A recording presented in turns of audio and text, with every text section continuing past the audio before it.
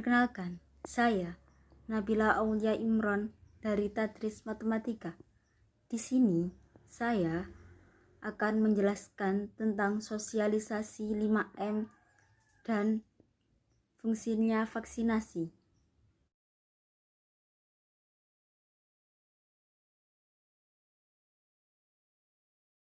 Salam! Coronavirus atau yang lebih dikenal dengan COVID-19 adalah virus yang muncul di tahun 2019, lalu menyebar dengan cepat ke seluruh dunia dan menjadi pandemi. Perlu diupayakan langkah sistematis dan tepat untuk menahan laju penyebarannya agar tidak semakin meluas. Salah satunya dengan menerapkan protokol kesehatan secara disiplin oleh semua pihak. So pasti kita semua ingin pandemi ini segera usai kan? Lalu, apakah gerakan 5M itu? 5M adalah gerakan pencegahan COVID-19 yang dicetuskan pada tahun 2020. Berisi 5 hal penting yang wajib diterapkan oleh kita semua. Karena kelima hal itu diawali dengan huruf M, makanya dinamakan 5M. Ayo kita cari tahu. Pertama, memakai masker. Ketika keluar rumah, sebaiknya memakai masker. Tidak hanya asal memakai masker loh ya. Oh, no, tidak. Bukan seperti itu cara memakainya. Pasang masker dengan benar. Eits, nggak gitu juga ya. Nah, gitu, baru cakep. Gunakan masker menutup sebagian wajah kita dari dagu sampai menutup mulut dan hidung. Serta pastikan tidak ada sela antara wajah dan masker. Kedua, mencuci tangan. Sebelum memakai masker, sebaiknya terlebih dahulu mencuci tangan dengan bersih ya. Bukan mencuci tangan di ember cucian. Cucilah tangan secara merata di seluruh telapak tangan. Pakailah sabun dan cucilah tangan dengan air yang mengalir. Cucilah tangan sesering mungkin ketika hendak melakukan aktivitas apapun dan dimanapun. 3. Menjaga jarak. Karena suatu urusan yang penting, suatu saat kita terpaksa harus keluar rumah. Nah, yang harus diingat jika kita harus bertemu orang lain adalah tetap menjaga jarak minimal 1-2 meter ya. Tapi, jangan terlalu jauh juga gitu kali ya. Hehehe. Berikutnya, yang keempat, menjauhi kerumunan. Contohnya, jika kita diajak emak-emak tetangga untuk bergosip, sebaiknya ditolak. Karena dikhawatirkan corona akan tersebar saat kita berkerumun. Kan gak asik kalau ngegosip tetangga, udah dosa, kena COVID lagi. Duh, astagfirullahaladzim, jangan deh. Dan yang kelima, mari kita membatasi mobilitas dan interaksi. Apabila tidak ada kegiatan penting di luar rumah, maka lebih baik di rumah saja. Atau jika memungkinkan, kegiatan dilakukan secara online untuk mengurangi interaksi dan mobilitas. Untuk itulah dicanangkan gerakan 5M sebagai salah satu upaya strategis untuk meminimalisir penyebaran COVID. Nah, sekarang sudah mengerti kan apa yang dimaksud dengan 5M tersebut? Sekarang, marilah kita pahami apa perbedaan vaksinasi pertama, kedua, dan ketiga.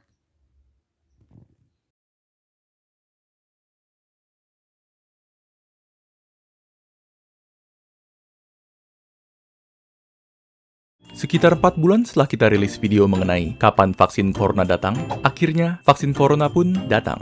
Namun, jika kalian perhatikan di berita, terdapat berbagai macam tipe vaksin corona. Lantas, apa perbedaan antara vaksin-vaksin ini? Apakah ada yang lebih manjur dari yang lain? Atau apakah semuanya sama saja? Untuk menjawab semua pertanyaan tersebut, mari kita simak dalam video ini.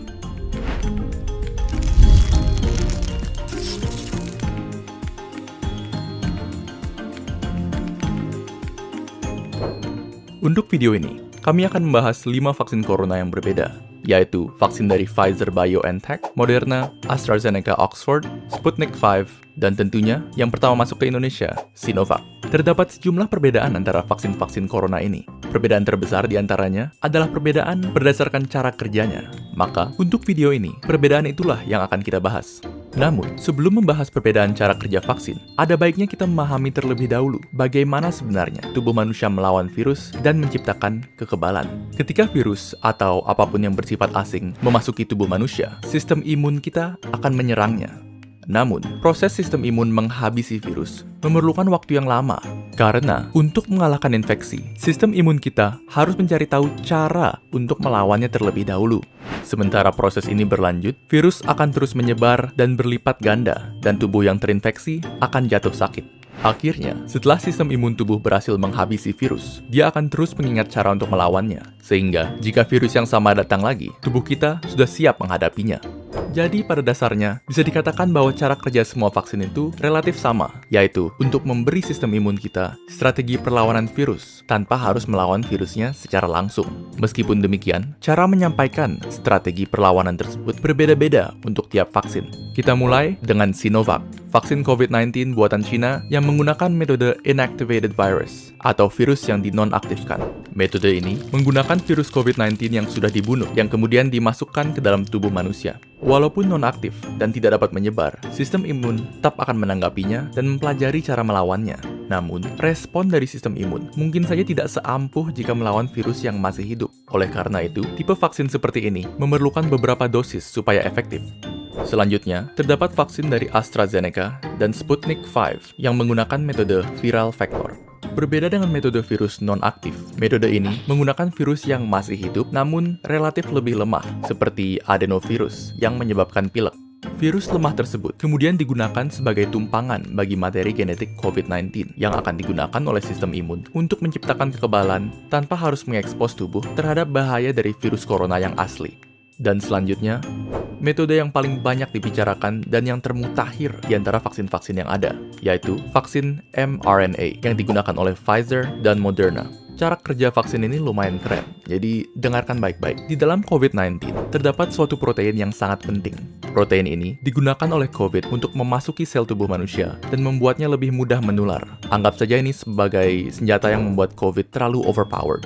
Nah, logikanya adalah, jika kita dapat membuat tubuh kebal terhadap protein ini, maka tubuh akan kebal terhadap COVID-19 secara keseluruhan. Yang dilakukan oleh peneliti vaksin adalah mengambil bagian dari DNA COVID yang mengandung blueprint untuk protein ini, dan kemudian merubah blueprint tersebut menjadi instruksi bagi sel tubuh untuk membuat proteinnya.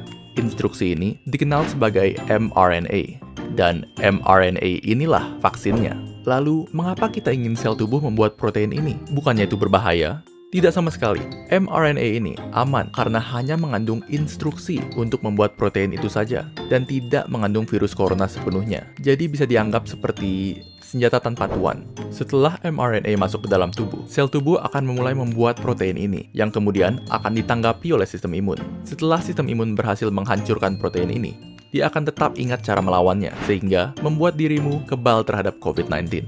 Pada akhirnya, video ini bukan bertujuan untuk membujuk Anda memilih salah satu vaksin. Karena bagi kebanyakan orang, vaksin mana yang kita dapatkan sudah di luar kendali kita. Yang perlu kalian ketahui adalah vaksin yang kini disiapkan untuk penggunaan massal telah melalui tahapan pengujian intensif untuk menjaga keamanan dan keefektifannya. Dan fakta bahwa kita sudah bisa mendapatkan sekian banyak vaksin dalam waktu tercepat dalam sejarah manusia sudah merupakan sisi terang dalam tahun yang sangat kelam. Tentunya, semua ini dapat terjadi berkat beribu-ribu tenaga medis, saintis, serta peneliti yang bekerja non-stop sejak pandemi dimulai. Dan kini, sisanya di tangan kalian. Sekian untuk video kali ini. Jika kalian dapat memilih vaksin merek apa yang kalian gunakan, tulis pilihan kalian serta alasannya di kolom komentar di bawah.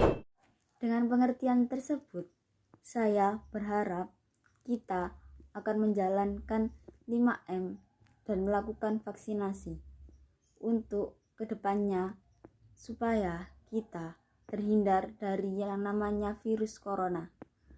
Karena penyebaran virus corona hanya bisa dihentikan dengan kita sendiri. Kurang lebihnya dari saya mohon maaf. Akhir kata, wassalamualaikum warahmatullahi wabarakatuh.